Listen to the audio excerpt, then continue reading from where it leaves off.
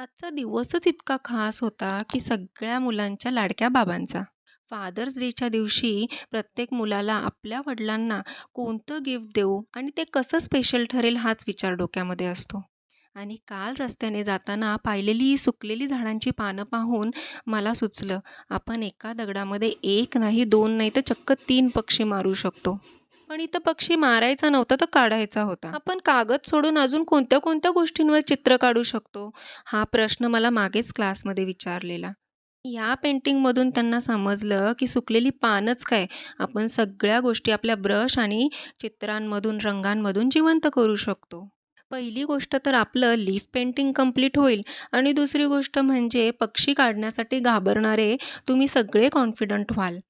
सुकलेली पानं आणि त्यावर काढायचा पक्षी हे ऐकून घाबरलेली मुलं तिसरी गोष्ट ऐकल्यावर मात्र पूर्णपणे शांत झाले आणि ती म्हणजे उंच आकाशात उडणारा, तुझ्या या स्ट्रॉंग पंखांखाली आम्हाला सामावून घेणारा बाबा, तू आमचा किंग आहेस, ईगल आहेस, मलाही तुझ्यासारखं बनायचंय.